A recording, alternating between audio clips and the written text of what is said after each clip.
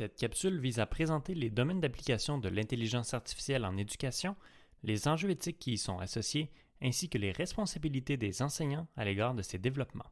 La deuxième dimension du cadre de référence de la compétence numérique, développer et mobiliser ses habiletés technologiques, précise que tout enseignant ou élève devrait développer une compréhension globale à l'égard de l'intelligence artificielle et de ses impacts sur l'éducation, la société, la culture ou la politique.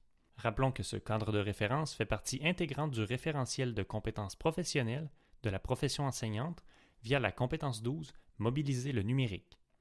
L'intelligence artificielle désigne un ensemble de technologies et techniques informatiques servant à reproduire certains comportements ou raisonnements humains.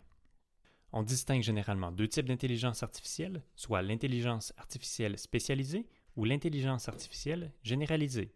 La première, dite spécialisée, est déjà une réalité dans bien des domaines, un exemple frappant étant celui des transports autonomes.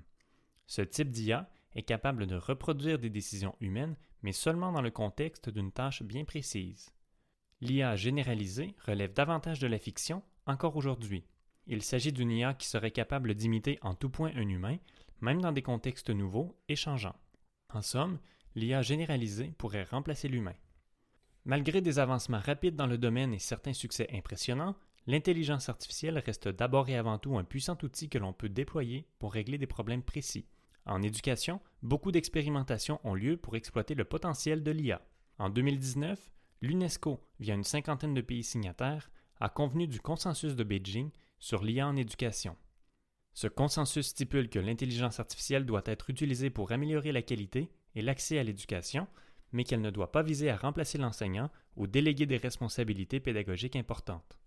En éducation, beaucoup d'entreprises de technologie éducative et d'établissements scolaires s'intéressent au potentiel de l'IA. On retrouve essentiellement 5 domaines d'application.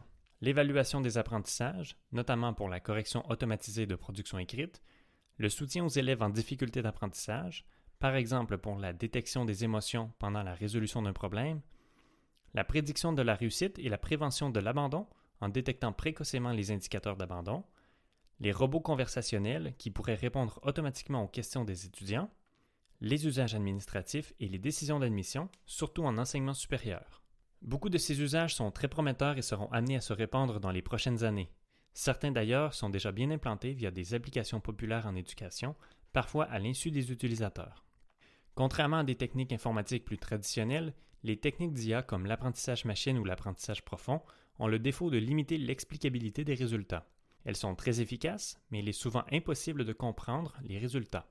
Par exemple, si un système basé sur l'IA identifie un élève comme étant à risque d'échec à partir de données massives, il serait difficile, voire impossible, de comprendre précisément pourquoi. En éducation, l'utilisation de l'intelligence artificielle pose des enjeux spécifiques. D'abord, il y a les enjeux de fond, voire philosophiques. Recourir à une intelligence artificielle pour assumer des fonctions jusqu'ici occupées par des êtres humains amène à se questionner sur la raison d'être des systèmes d'éducation. Au Québec, la mission de l'école se décline en 3 volets: instruire, socialiser et qualifier. Les usages de l'IA en éducation se concentrent d'abord sur le volet d'instruction, négligeant l'aspect social de l'apprentissage. L'interaction entre les élèves et entre l'enseignant et les élèves est un aspect important qu'un déploiement précipité de certains outils pourrait mettre de côté.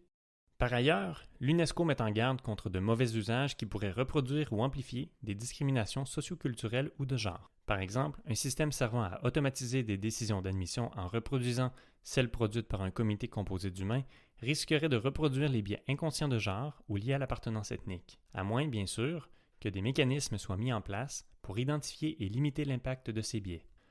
Un autre enjeu éthique de fond touche à l'agentivité humaine. L'agentivité, c'est la capacité des personnes à agir sur leur environnement et à faire des choix significatifs pour eux-mêmes.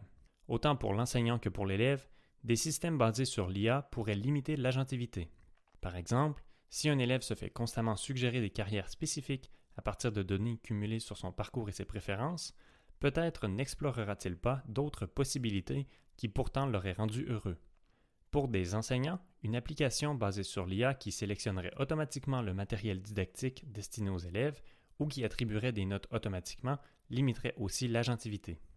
En conclusion, l'IA offre plusieurs possibilités en éducation, par exemple pour la correction automatique, pour des usages administratifs ou pour le soutien aux élèves. Des enjeux éthiques importants sont à considérer, comme la reproduction des biais ou la diminution de l'agentivité humaine.